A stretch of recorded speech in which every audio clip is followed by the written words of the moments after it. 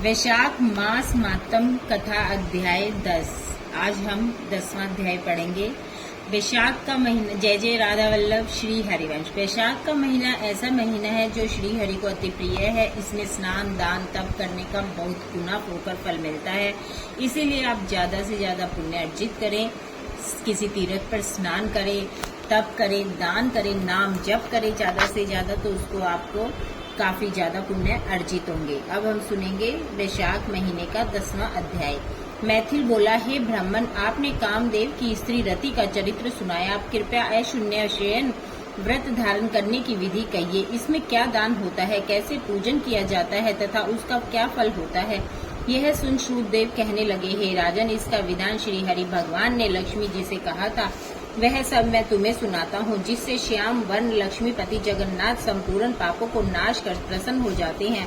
हे महीपते, सोने व चांदी की मनोहर मूर्ति बनवावे, पीताम्बर धारण कर सुंदर वनमाला से सजाए, पुष्पों और सुगंधित द्रव्यों से पुरुषोत्तम भगवान का श्रावण शुक्ल द्वितीय से 4 मास तक प्रतिदिन पूजन करें और ब्राह्मणों को शैया दान वस्त्र दान करें और ब्राह्मणों सहित भोजन करावे। फिर मार्ग शीर्षादि मासों में पूर्ववत रक्त वर्ण हरि भगवान का रुक्मणी सहित ध्यान कर पूजन करे। ऐसे ही चैत्र मास में 4 मास तक भूमि पर आसन बिछाकर भक्ति से श्री हरि भगवान का पूजन करे और आषाढ़ की द्वितीय को दिन समाप्त करे। उस दिन अष्टाक्षर ओम नमो नारायण इस मंत्र से हवन करे। मार्ग शीर्षादि मासों में पारायण के दिन विष्णु गायत्री नारायण विद्महे इस मंत्र से हवन करे और भक्ष्यों ज्यादि चारों प्रकार के भोजन करे। और चैत्र आदि मासों में सहस्त्र शीर्षा इस पुरुष सूक्त मंत्र से हवन कर पंचामृत खीर घृत पक्का मालपुआ भोग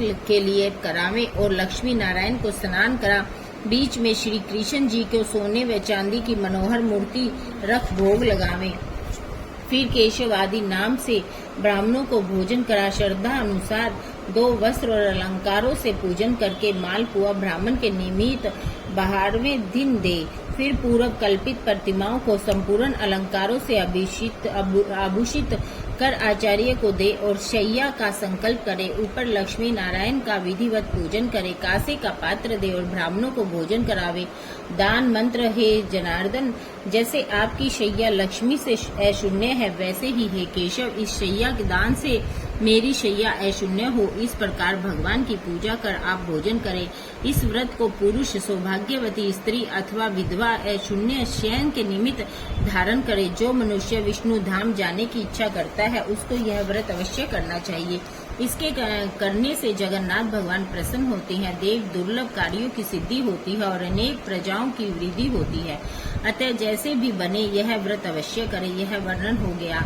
अब तुझे और क्या सुनने की इच्छा है वह बता। यह सुन राजा ने फिर शूरदेव जी से पूछा, हे महाराज, वैशाख मास में छत्र दान करने का महात्म्य सुनाइए वे, क्योंकि वैशाख के कर्तव्य शुभ कर्मों को सुनते सोरे मेरी तृप्ति नहीं होती। राजा के ऐसे वचन सुन शूरदेव जी राजा से कहने लगे कि छत्र दान के फल का एक प्राचीन कथा कहता हूँ। सतयुग में एक हेमकांत नाम का बंगाल देश का राजा कृष केतु का पुत्र था। वह बड़ा बुद्धिमान तथा बलवान था। वह एक दिन शिकार खेलने गया। वहां घने वन में अनेक प्रकार के मृग और शिकारों को मारता हुआ थकने पर दोपहर को मुनियों के आश्रम में पहुंचा, जहां शतर्षि नामक ऋषि व्रत में मगन समाधि लगाए ध्यान कर रहे थे। इससे उनको पता न चला कि आश्रम में कौन आया है। अतः ऋषि ने उठकर राजा का सम्मान नहीं किया, जिससे क्रोधित और राजा उन्हें मारने को उद्यत हुआ। तब ऋषि के 10 सहस्त्र शिष्यों ने उसे रोका। क्रोध से विहल होकर राजा कहने लगा, हे ब्राह्मणों, मैं थक गया हूँ, तुम मेरा आतिथ्य सत्कार करो, परंतु गुरु की आज्ञा के बिना क्या सत्कार करे। ऐसे शिष्यों से राजा ने उन्हें मारने के लिए धनुष उठा लिया और अत्यंत क्रोध कर बाण छोड़ने लगा। तब शिष्य भागने लगे। उसमें से 3 शिष्यों को मार डाला और आश्रम में रखी हुई वस्तुओं को पाप बुद्धि सैनिक ने ले लिया और खूब भोजन किया। जब सायंकाल के समय राजा सेना सहित पुरी में आया तो उसके पिता कृषकेतु ने उस दुष्ट व्यवहार को सुना तो बेटे की निंदा कर पुरी से बाहर निकाल दिया। तब हेमकांत व्याकुल हो गहन वन में चला गया। वहाँ उसे ब्राह्मणों की हत्या सताने लगी। वहाँ पर जीव जंतुओं को मार कर खाते हुए इधर उधर घूमते घूमते 28 वर्ष बीत गए। एक दिन की बात है कि तीर्थ यात्रा करते हुए त्रित नामक महामुनि वैशाख मास में दोपहर के समय वन में आए, जो धूप और तृषा के मारे व्याकुल हो वृक्षहीन स्थान से में मूर्छित होकर गिर पड़े। देव योग से हेमकांत ने त्रित मुनि को ऐसी दशा में देखकर ढाक के पत्तों की छतरी बना धूप निवारण के लिए सिर पर लगाई और अलंबू का जल दिया। इस उपचार से मुनीश्वर की मूर्छा जाती रही। जब चेत हुआ तो उस पत्तों की छतरी को लगाए धीरे धीरे किसी गांव में पहुंचे। इसी पुण्य के प्रभाव से उसकी 300 ब्रह्म हत्याएं दूर हो गई, जिससे हेमकांत को बड़ा विस्मय हुआ कि मेरी ब्रह्म हत्या कैसे दूर हुई। इस विचार में पड़ा था कि हेमकांत को संग्रहणी रोग उत्पन्न हो गया, जिससे प्रारस का संकट जान व्याकुल हुआ। तभी उसे 3 पुरुष बड़े भयंकर यम के दूत दिखाई दिए। वह अपने कर्मों को सोचने लगा कि उसे क्षत्रिय दान का ध्यान आया। सो ही वह विष्णु भगवान का स्मरण करने लगा। तुरंत विष्णु भगवान ने अपने महामंत्री विवत्सेन को आज्ञा दी कि तुम जल्दी जाकर यमदूतों को रोको, क्योंकि हेमकांत ने वैशाख मास में धर्म किए हैं। इसलिए उनसे छुड़ाकर उसके पिता कृष्णकेतु राजा के पास ले जाकर कहो कि विष्णु भगवान की आज्ञा अनुसार तुम हेमकांत को राज्य का भार सौंप दो। विष्णु भगवान की आज्ञा पा विश्वसेन हेमकांत को साथ लेकर कृष्णकेतु के पास गए और जो बात विष्णु भगवान ने कही थी वह सभी उनको बता दी, जिसको सुनकर कृष्णकेतु ने पुत्र को सिंहासन पर बैठाया और स्वयं अपनी स्त्री सहित वन में तप करने चला गया। तब राजा हेमकांत ने वैशाख मास में कहे सब शुभ कर्मों को किया, जिसके करने से जितेंद्रिय दयालु सर्व संपत्तियों से युक्त पुत्र पौत्रादि का संपन्न हो संपूर्ण भोगों को भोग कर विष्णु लोक को गया।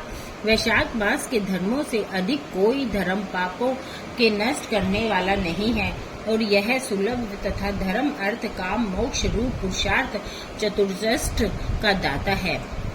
यह था वैशाख मास का 10वां अध्याय। कल हम सुनेंगे आगे की कथा 11वें अध्याय में। देखिए वैशाख के महीने में पुण्य करने से, दान करने से कितना ज्यादा फल मिलता है। यम के दूत भी उसके पास आने से डरते हैं, क्योंकि वो भगवान श्री हरि का अति प्रिय भक्त हो जाता है।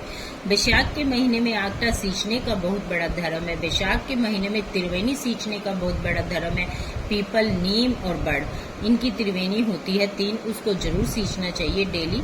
पानी में थोड़ा सा दूध डाल के और जो डालकर सींचना चाहिए, उसका भी बहुत अधिक पुण्य मिलता है। तो इसीलिए आप वैशाख के महीने के महत्व को जरूर सुनिएगा। श्री हरि की आप पर कृपा है साक्षात, तभी आप यह सुन पा रहे हैं। और अगर आपको मेरी वीडियो अच्छी लगे तो प्लीज जरूर से जरूर लाइक करें, शेयर जरूर करें, क्योंकि हम सनातन धर्म को बढ़ाना चाहते हैं। चैनल पर नए हैं तो सब्सक्राइब करें, बेल आइकन को जरूर दबाएं ताकि हर नोटिफिकेशन आप तक पहुंच सके। जय जय राधा वल्लभ श्री हरिवंश।